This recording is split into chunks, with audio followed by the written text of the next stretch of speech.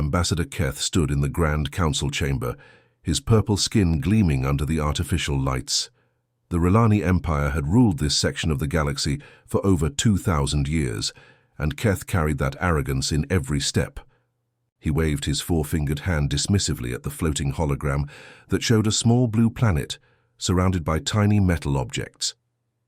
"Look at this pathetic display." Keth's voice echoed through the massive dome-shaped room. "These creatures, they call humans, are still launching themselves into space using controlled explosions. Chemical rockets. Can you believe such primitive technology still exists in our galaxy?" The other council members shifted in their various seats, some floating, others standing on multiple legs. The chamber housed representatives from 47 different alien species, each one more advanced than the humans they were discussing. Glowing crystals provided light, while force fields kept the atmosphere breathable for all the different life forms present. The Harvek delegate made a sharp clicking sound with the bone-like structures around its mouth. Its insect-like head tilted as it studied the human satellites orbiting Earth. "Ambassador Keth speaks truth," the creature buzzed. "My species discovered fire 5,000 years ago. These humans achieved this basic milestone only 300 years past. They are infants playing with dangerous toys." "Exactly my point," Keth continued, his voice growing louder with excitement. "We have faster-than-light travel, energy weapons that can crack planets, and shield technology that makes us nearly invulnerable. Meanwhile, these humans are proud of reaching their own moon with chemical propulsion. It took them 3 days to travel a distance we could cover in mere seconds." High Chancellor Vaughn observed the discussion from his elevated throne, made of living crystal, that pulsed with soft blue light. The ancient being had witnessed the rise and fall of dozens of civilizations. His species had evolved beyond physical form centuries ago, existing now as pure energy contained within crystalline matrices. "The question before us," Vaughn's voice resonated directly in everyone's minds rather than through sound, "is whether we should act now or wait. Our long-range scouts report that human population is growing rapidly. They have begun establishing small colonies on nearby planets, using generation ships that take decades to reach their destinations." Another council member, a gas-based life, form contained within a mechanical suit, spoke up. "Their expansion rate concerns me. In just 2 centuries, they have spread to 7 different worlds. Primitive as they are, they reproduce and expand faster than most species we have encountered." Keth laughed, a sound like grinding metal. 7 worlds with a combined population of barely 50 million. The Rilani Empire alone controls 3,000 star systems with over 2 trillion citizens. These humans are not a threat. They are an annoyance waiting to happen. The Harvek delegate's compound eyes focused on additional data streaming across the holographic display. Their technology advances at an unusual pace. In 100 years, they progressed from simple aircraft to orbital stations. This rate of development is concerning, which is precisely why we must act now. Keth slammed his fist on the council podium. "Better to remove a small problem today than face a larger one tomorrow. History teaches us that aggressive species often become galactic nuisances if left unchecked." High Chancellor Vaughn's crystal form pulsed brighter as he considered the options. "The Third Fleet is currently stationed at the Nexus Point, only 12 light-years from the human home system. Admiral Zerk commands 50 heavy destroyers and 200 support vessels, more than sufficient for a simple cleansing operation. I volunteer the Rilani Empire to lead this mission," Keth announced proudly. "We shall demonstrate to the galaxy how efficiently advanced civilizations handle primitive upstarts. Quick, clean, and educational for any other species that might consider aggressive expansion." The council chamber filled with various sounds of agreement, clicks, buzzes, harmonic, tones, and electromagnetic pulses. The decision was unanimous. Earth and its small collection of human colonies would be eliminated before they could become a problem. What none of these advanced beings realized was that Captain Lee Day had been listening to every word.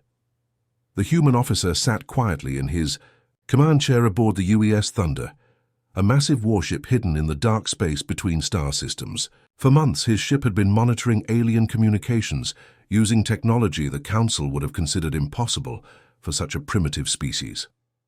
Lee Day smiled grimly as he recorded the Alien Council's decision. The galaxy was about to learn that sometimes the most dangerous enemies are the ones you underestimate completely. The space around Earth's solar system rippled like water as the alien fleet tore through the fabric of reality itself. 50 massive warships materialized from hyperspace, their hulls gleaming with energy shields that could deflect asteroid impacts. Admiral Keth stood on the bridge of his flagship, watching the viewscreen eagerly as Earth came into view. "There, it is," he announced to his crew with satisfaction. "The primitive blue world that dares to call itself home to an intelligent species. Look how small and defenseless it appears." The Rilani bridge crew moved efficiently around their stations, confident in their overwhelming superiority. Their ships were equipped with plasma cannons that could melt through solid rock, shields that had never been penetrated in battle, and sensors that could detect a single fighter craft from 3 star systems away. "Admiral," called out the tactical officer, "our sensors show minimal orbital defenses, a few space stations, some communication satellites, and what appears to be a small mining operation near their moon. No military vessels detected in the immediate area." Keth nodded approvingly. "Exactly as expected. These humans probably don't even realize we're here yet. Their primitive sensors likely can't detect our ships through our stealth fields." The alien armada spread out in a standard attack formation, preparing to begin the systematic destruction of human civilization. Each ship took position to target specific areas of Earth: major cities, industrial centers, and population hubs. The plan was simple and efficient: eliminate the humans quickly before they could even understand what was happening. But something was wrong. "Sir," the communications officer's voice carried a note of confusion. "We're receiving a transmission. It's coming from behind Mars." Admiral Keth turned toward the red planet, squinting at the view screen.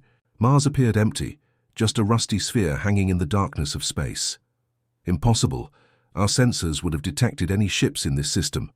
The transmission is coming through on our secure military channels," the communications officer continued, his voice growing more puzzled.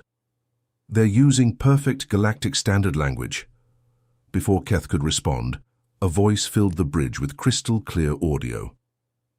"Alien vessels, you are trespassing in human territory. This is Captain Park So-young of Earth Defense Command. You have entered our solar system without permission and with obvious hostile intent. I am ordering you to withdraw immediately." The alien bridge fell silent. Every crew member stopped what they were doing and stared at the communication console. The voice was calm, professional, and spoke their language better than many species who had been part of the galactic community for centuries. "How do they know our language?" whispered the tactical officer. Admiral Keith recovered from his shock and began laughing. The sound echoed through the bridge as he slapped his knee with amusement. "Did you hear that? They think they can order just around one primitive planet giving commands to the might of the Rilani Empire." His crew joined in the laughter, but it sounded forced and nervous. Something about the humans' calm confidence was unsettling. "Scan the area behind Mars," Keth ordered. "Let's see what kind of pathetic vessel dares to threaten us." The sensor officer worked frantically at his console, adjusting settings and boosting power to the detection arrays. "Sir, I'm reading...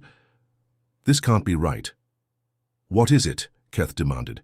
"There's something massive behind Mars. The readings are incredible. It's larger than our flagship, possibly larger than our entire command squadron combined." As if responding to their discovery, the space behind Mars began to shimmer. Advanced stealth fields deactivated, revealing the true scope of what had been hidden. The UES Eternal Storm slowly emerged from concealment like a metal mountain rising. From the depths of space, the human warship was enormous. Its hull stretched for kilometers, bristling with weapons that the alien sensors couldn't even identify. Energy readings from the vessel exceeded anything in the Rilani database. The ship's design was unlike anything the galactic community had ever seen: brutal, efficient, and clearly built for one purpose: war. Captain Kim Han stood on the bridge of the Eternal Storm, watching the alien fleet through his own viewscreens. His crew moved with practiced precision around their stations, each one trained for exactly this moment.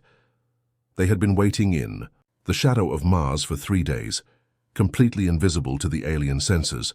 "Sir," reported the communications officer, "the alien admiral is requesting a full tactical analysis of our vessel." Kim Han smiled grimly. "Tell them they have 30 seconds to begin their withdrawal from human space." The transmission cut through to the alien flagship, where Admiral Keth was still trying to process what he was seeing. One human ship, larger and more powerful than anything in his fleet, had been waiting for them. The trap had been set perfectly. 30 seconds? Keth sputtered. "They're giving us an ultimatum?" But as he looked at the massive human warship and its unknown weapons, his laughter died in his throat. The countdown timer on Admiral Keth's bridge ticked down with merciless precision. 29, 28, 27. Each second felt like an eternity as the alien crew watched the massive human warship floating silently in space. The UES Eternal Storm remained motionless, but every sensor reading suggested it was anything but defenseless. "Sir, should we take evasive action?"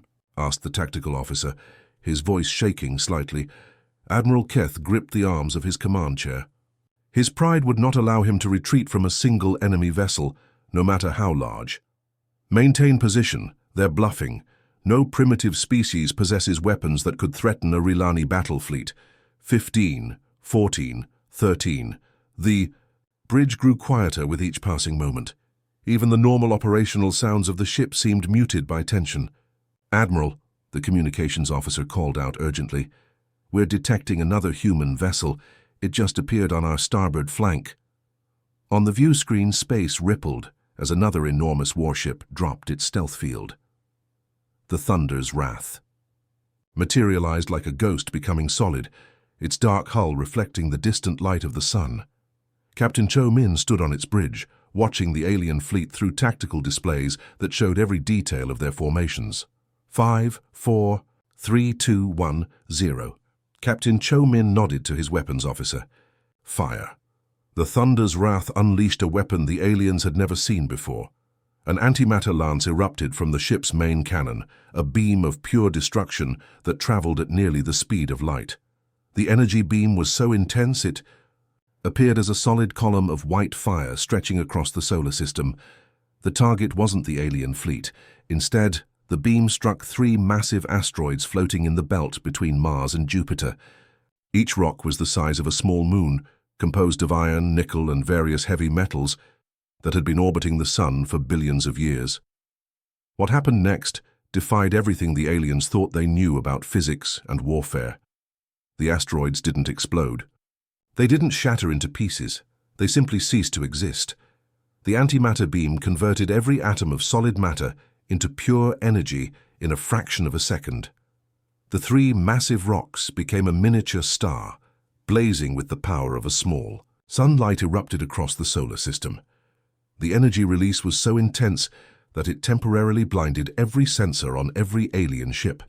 Emergency systems activated as radiation warnings screamed through their vessels. The explosion was visible from Earth, appearing in the sky like a new constellation being born. Commander Yunji's voice cut through the chaos with disturbing calmness. She spoke from her position aboard the human command vessel, her tone as casual as if she were discussing the weather. "Attention, alien fleet. What you just witnessed was a demonstration of our smallest shipboard weapon. That antimatter lance represents approximately 1% of this vessel's total firepower." The alien bridge crews stared at their instruments in disbelief. The energy readings from the human weapon exceeded their worst-case scenarios. Their most powerful plasma cannons could barely scratch the surface of an asteroid that size. The humans had just erased 3 of them from existence with a single shot. "Impossible," whispered Admiral Keith. "Those energy levels." Our scientists said antimatter weapons were theoretical at best. The containment systems alone would require technology we don't possess. Commander Yunji continued her broadcast, her voice carrying to every ship in the alien fleet. "You now have 15 seconds to begin your withdrawal from human space. Turn your vessels around and depart immediately. This is your final warning." The silence that followed was unlike anything the aliens had ever experienced. Every communication channel went dead. No orders were given, no responses were transmitted. Even the constant background chatter that normally filled military frequencies disappeared completely.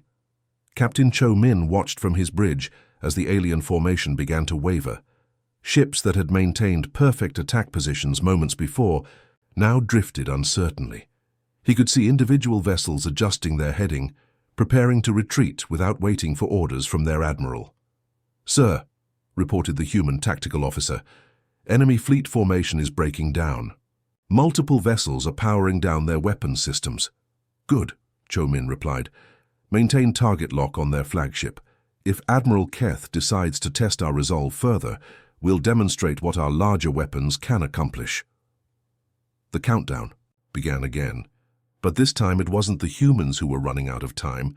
The alien fleet had discovered that they were facing an enemy who possessed technology beyond their understanding, weapons that could rewrite the laws of physics, and the cold determination to use both without hesitation. 15 seconds to decide. Between retreat and annihilation, the alien fleet scattered like leaves in a hurricane.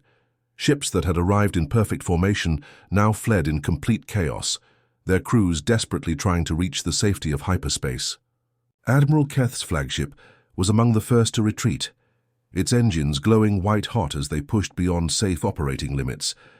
But the real terror began when the aliens reached their homeworlds and started sharing what they had witnessed. Emergency council sessions were called across the galaxy as species after species received the same impossible reports. The humans weren't primitive. They had been pretending. On the crystalline world of Nexus Prime, High Chancellor Vaughn's energy form flickered with confusion as he reviewed the incoming data. "This cannot be accurate," he transmitted to his advisors. "Our intelligence reports clearly stated that humans were using chemical propulsion and basic orbital mechanics." His chief analyst, a floating gas being named Kelth, processed the information through multiple verification systems. "Chancellor, I have confirmed these readings with 17 different sources. The human antimatter weapon generated energy output equivalent to a stellar detonation. Their technology exceeds our most advanced theoretical models."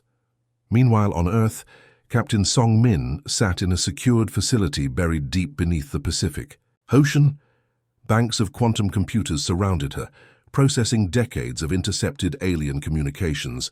She had been listening to their conversations, studying their languages, and mapping their weaknesses since before most humans knew aliens existed. "Ma'am," her communications officer approached carefully, "we're detecting massive increases in alien network traffic.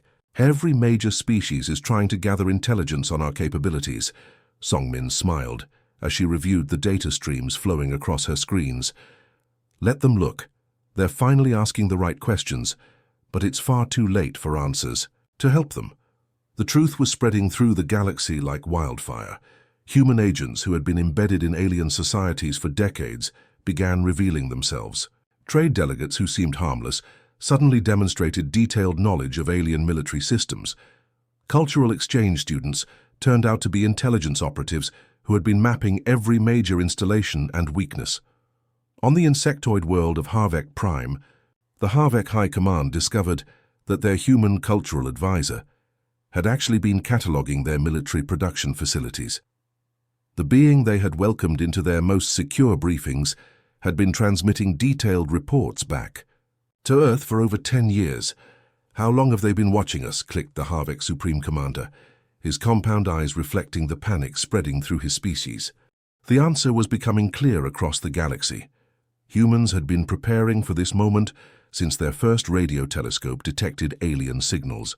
While other species enjoyed centuries of peace and prosperity, humans had spent every day planning for war. The evidence was overwhelming once aliens began to look for it. Human entertainment was filled with scenarios about galactic conquest, alien invasion, and interstellar warfare. Their children played games that simulated space battles and planetary defense. Their literature explored every possible method of defeating technologically superior enemies. But the most terrifying discovery was how humans viewed conflict itself. While alien species saw war as an unfortunate necessity to be avoided, humans had turned it into a science. They studied every historical battle, analyzed every strategic mistake, and developed weapon systems that other species had never imagined. Admiral Li Su stood on the bridge of the Stormbearer, watching as alien governments across the galaxy struggled to process the new reality. Her ship was one of 50 identical vessels hidden throughout human space, each one capable of sterilizing entire star systems if necessary. "Captain," her communications officer reported, "we're receiving surrender requests from the Trelawney Federation, the Zelkoth Empire, and the Harvek Collective. They're all asking for formal peace treaties." Li Su reviewed the messages with professional interest. "Surrender implies they were at war with us. We haven't declared war on anyone. Send the standard response." The transmission went out on all frequencies, reaching every corner of the galaxy within hours. Li Su's voice was calm and measured as she delivered humanity's message to the assembled alien civilizations. "People of the galaxy, we are not conquerors seeking to expand our territory. We are not invaders looking to enslave other species. We are protectors who will defend any world that asks for our help. But understand this clearly, we will also destroy any threat to innocent life, regardless of how advanced or powerful that threat believes itself to be." The message continued with devastating simplicity. "For decades, you have dismissed us as primitive. You have planned our extinction as if we were insects to be crushed. You have made the mistake of assuming that technological advancement equals wisdom, and that peaceful intent equals weakness. We offer friendship to those who desire it, protection to those who need it, and annihilation to those who threaten it. The choice is yours to make, but choose carefully. This galaxy is no longer ruled by those who happen to develop faster than light travel first. It is now protected by those who never forgot that peace must be earned through strength." The galaxy had learned its lesson, but the cost of that education would reshape interstellar civilization forever. The transformation began within hours of humanity's demonstration in the asteroid belt. Across thousands of worlds, alien governments called emergency sessions as the reality of their situation became clear. The species they had planned to exterminate possessed technology that made their own weapons look like children's toys. Captain Nam Ho sat in his diplomatic office aboard the orbital station New Geneva, watching as his communication systems overloaded with incoming messages. Every major alien civilization was suddenly very interested in talking to humanity. His staff worked around the clock to process the flood of requests for meetings, treaties, and formal apologies. "Captain," his assistant approached with another stack of priority transmissions, "we have formal requests for audience from 43 different species. The Vorthak Consortium is offering to share their crystal technology. The Mithari Federation wants to discuss trade agreements, and the Zephyrian Alliance is asking if we need anything at all." Namho smiled as he reviewed the messages. Each one was more desperate than the last. Species that had ruled the galaxy for millennia were now begging for humanity's friendship like schoolchildren trying to avoid the neighborhood bully. "Send." "The same response to all of them," he instructed. "Earth offers protection to any world that requests it. Our only price is friendship. No tribute, no territory, no submission. Just genuine partnership and mutual respect." The simplicity of the offer shocked the alien governments more than the weapons demonstration had. For thousands of years, galactic politics had been based on complex hierarchies, territorial disputes, and resource extraction. The idea that the most powerful military force in the galaxy wanted nothing more than friendship was completely alien to their thinking. On the former council world of Nexus Prime, the Great Assembly Hall stood empty for the first time in recorded history. The Galactic Council had dissolved overnight, as member species abandoned their commitments to compete for humanity's favor. Ancient alliances crumbled as everyone rushed to be first in line for human protection. High Chancellor Vaughn's crystal form flickered weakly as he processed the collapse of everything he had known. 5,000 years of galactic civilization ended in a single day, he transmitted to his remaining advisors. How did we become so blind to the threat growing? In our own galaxy? The answer was becoming painfully obvious. While alien species had grown comfortable in their technological superiority, they had forgotten the fundamental truth that had shaped human evolution. On Earth, only the strong survived. Humans had never had the luxury of assuming they were the dominant species. They had always been preparing for something bigger, stronger, and more dangerous than themselves. Admiral Keith of the Rilani Empire exemplified this new reality. The being who had laughed at human primitiveness just days before now stood in the reception area of Earth's primary orbital station, waiting nervously for his appointment with human diplomats. His empire, once the galaxy's strongest military power, had been reduced to begging for protection from the species they had planned to exterminate. Ambassador Keth, Captain Namho greeted him personally. Welcome to New Geneva.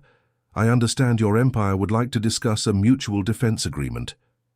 Keth's pride warred with necessity as he faced the human diplomat. Our intelligence suggests that the Harvek Collective is planning aggressive action against Rilani colonies. We request Earth's protection for our outer worlds. The irony wasn't lost on either of them. The same aliens who had voted to cleanse human space were now asking humans to protect them from each other. Namho maintained diplomatic politeness, but the message was clear. The galaxy's power structure had shifted permanently.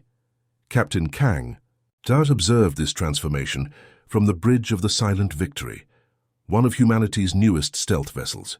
Her ship patrolled the space around Earth's growing diplomatic complex, watching as alien vessels arrived daily to request audiences with human officials.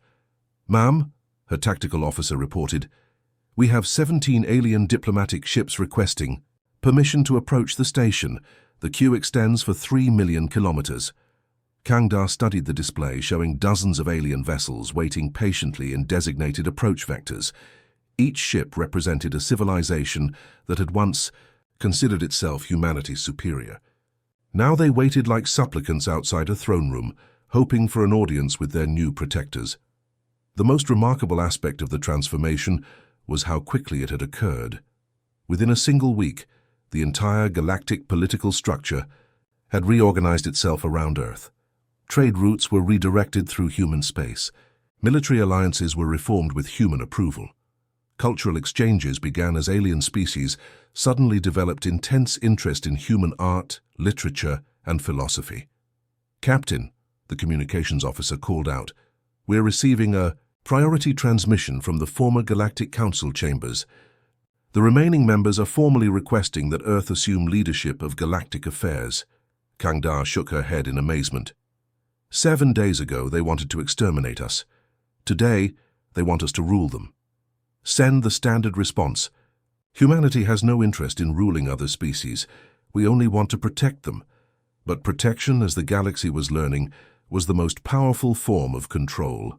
Every world under human protection was a world that would never again threaten Earth. Every species that called humanity friend was a species that would defend human interests throughout the galaxy. The new order was simple and effective. Earth offered friendship and protection to all who asked. The only requirement was that they never again threaten any world under human protection. The galaxy had learned its lesson the hard way, but it had learned it completely.